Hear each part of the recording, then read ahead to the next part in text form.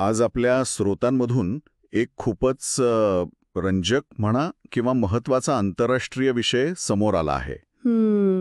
भारत आणि बांगलादेश यांच्यातला तो 1996चा गंगा पाणी वाटप करार आहे ना, हो हो. तो बदलण्याच्या काही हालचाली सुरू आहेत असं दिसतंय. म्हणजे आठवतंय काही वर्षांपूर्वी पाकिस्तानसोबतच्या सिंधू पाणी करारावर जसं भारताने भूमिका घेतली होती, बरोबर. तसंच काहीसं इथे होण्याची शक्यता दिसतेय. हो.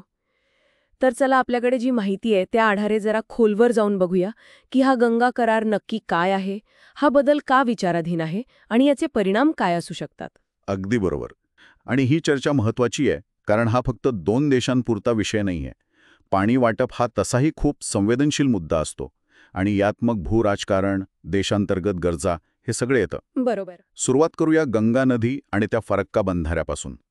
तर गंगा हिमालयातून येते. पश्चिम बंगालमध्ये तिचे 2 भाग होतात. एक हुगळी, जी भारतात राहते, आणि दुसरी पद्मा, जी बांगलादेशात जाते. हो. आणि हीच पद्मा पुढे जाऊन जमुना म्हणजे बांगलादेशातली ब्रह्मपुत्रा आणि मग मेघना नदीला मिळते. आणि याच फाट्यावर म्हणजे जिथे नदी विभागते तिथे हा फरक्का बंधारा आहे, 1975 मध्ये बांधलेला. पण याची गरज काय होती नेमकी? हे बघ, त्याची 2 मुख्य कारणं होती. पहिलं अर्थातच हुगळी आणि पद्मामध्ये पाण्याचा योग्य प्रवाह सोडणं म्हणजे वितरण करणं. ओके. आणि दुसरं जे खरं तर जास्त महत्वाचं होतं ते म्हणजे कोलकाता बंदरासाठी हुगळी नदी वाहती ठेवणं म्हणजे गाळमुक्त ठेवणं. अच्छा, गाळाचा प्रश्न. हो, कारण हिमालयातून येताना नदी प्रचंड गाळ आणते. तो गाळ मग हुगळीत साचतो आणि त्यामुळे काय होतं की जहाजांच्या वाहतुकीला, विशेषतः मोठ्या जहाजांना कोलकाता बंदरापर्यंत म्हणजे आताचं श्यामाप्रसाद मुखर्जी पोर्ट तिथपर्यंत यायला अडथळा होतो. म्हणजे पाणी कमी झालं की गाळ साचतो आणि मग जहाजांना त्रास. अगदी. तर फरक्का बंधाऱ्यातून हुगळीत नियंत्रित पण पुरेसा पाण्याचा प्रवाह सोडून हा गाळ समुद्राकडे ढकलला जातो. त्यामुळे पोर्ट चालू राहतं. समजलं. म्हणजे बंदराच्या कार्यक्षमतेसाठी हा बंधारा खूप महत्वाचा आहे. मग ह्या पाणी वाटपासाठी 1996 मध्ये करार झाला, तेव्हा HD देवेगौडा आपले पंतप्रधान होते आणि तिकडे शेख हसीना. हो, बरोबर. आणि आता 2026 मध्ये या कराराला 30 वर्ष पूर्ण होत आहेत. त्यामुळे आता पुनर्विचाराची चर्चा सुरू झाली आहे. मग ह्या करारात पाणी वाटपाचं सूत्र काय ठरलं होतं, विशेषतः मार्च ते मे जेव्हा पाणी कमी असतं? हो, तो काळ महत्वाचा असतो. सूत्र हे क्युसेकमध्ये ठरवलं आहे. क्युसेक म्हणजे क्युबिक फूट प्रति सेकंड, म्हणजे साधारण 28-29 लिटर प्रति सेकंड. ओके.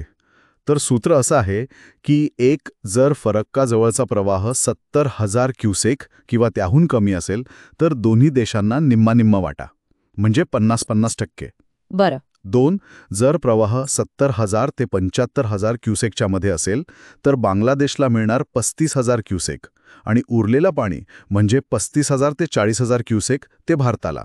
ठीक आहे. आणि तिसरा मुद्दा जो जरा गमतीशीर आहे, जर प्रवाह 75,000 क्युसेकपेक्षा जास्त असेल तर भारताला मिळतात फक्त 40,000 क्युसेक. हो. आणि बाकीचं सगळं पाणी बांगलादेशला जातं. काय सांगताय? म्हणजे पाणी जास्त असेल तरी भारताचा वाटा 40,000 वर थांबतो, पण बांगलादेशचा वाढत जातो. अगदी तसंच.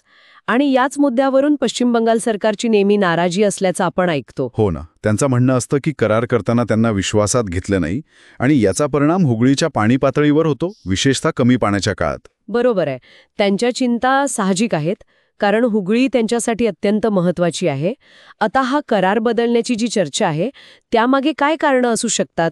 एकतर अर्थातच बदललेली भूराजकीय परिस्थिती. म्हणजे बघा, काही आपल्या स्रोतांनुसार जशी भूमिका भारताने पुलवामा हल्ल्यानंतर सिंधू कराराबाबत घेतली होती, तशीच काहीशी भूमिका बांगलादेशातील काही घटनांनंतर, उदाहरणार्थ तिथल्या तत्कालीन अंतरिम सरकारने काही भारतविरोधी वक्तव्य केल्याचं किंवा चीन पाकिस्तानला अनुकूल भूमिका घेतल्याचं बोललं गेलं.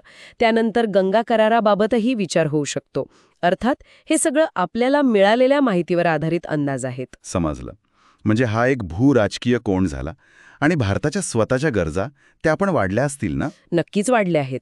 कोलकाता बंदराची गरज तर आहेच, पण त्याशिवाय शेतीसाठी आणि विशेषतः औष्णिक वीज प्रकल्पांसाठी म्हणजे NTPC वगैरे त्यांना कमी पाण्याच्या काळात म्हणजे मार्च ते मे मध्ये हुगळीमध्ये जास्त पाण्याची आवश्यकता भासते आहे असं दिसतंय.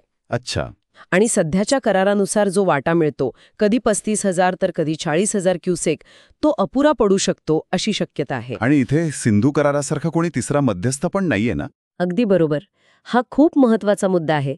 सिंधू करारात जागतिक बँक आहे, पण गंगा करारात फक्त भारत आणि बांगलादेश आहेत.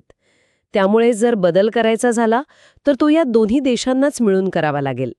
अर्थात देखरेखीसाठी एक संयुक्त नदी आयोग JRC जॉईंट रिव्हर कमिशन आहे. तो काय करतो? तो आयोग पाणी प्रवाहाची माहिती गोळा करतो, दोन्ही देशांना देतो, काही शिफारसी करू शकतो. पण अंतिम निर्णय हा दोन्ही सरकारांचाच असतो. आणि हेही लक्षात घ्यायला हवंय की भारत आणि बांगलादेशमध्ये फक्त गंगा नाही, एकूण 54 नद्या वाहतात ज्या सामायिक आहेत. 54? बापरे. हो. बरं, म्हणजे अंतर्गत वाढलेल्या गरजा आणि बदललेलं भूराजकीय वातावरण या दोन्हीमुळे आता या 1996च्या कराराचा पुनर्विचार होऊ शकतो. आपण आत्तापर्यंत गंगा नदी प्रणाली पाहिली, फरक्का बंधाऱ्याचं महत्त्व समजून घेतलं, 1996च्या करारातलं पाणी वाटपाचं ते किचकट सूत्र पाहिलं, त्यातल्या त्रुटी, पश्चिम बंगालचे आक्षेप आणि आता पुनर्विचारामागे काय कारणं असू शकतात हे पण पाहिलं. हो. आणि जाता जाता एक विचार नक्की करायला हवा. आपण म्हटलं की 54 सामायिक नद्या आहेत, बरोबर? हो. त्यापैकी 53 नद्या भारतातून बांगलादेशात जातात. आता सिंधू पाणी कराराचा अनुभव आपल्या समोर आहे. जर भारताने खरोखरच गंगा पाणी करारात बदल केला तर त्याचा परिणाम फक्त भारत-बांगलादेश संबंधांपुरता राहील का? की त्याचा दक्षिण आशियातल्या इतर देशांसोबतच्या, ज्यांच्यासोबत आपल्या नद्या सामायिक आहेत, त्या पाणी वाटपाच्या चर्चांवर, करारांवर भविष्यात काही दबाव किंवा परिणाम जाणवेल? हा एक मोठा प्रश्न आहे. खरंय, हा विचार करण्यासारखा मुद्दा आहे नक्कीच.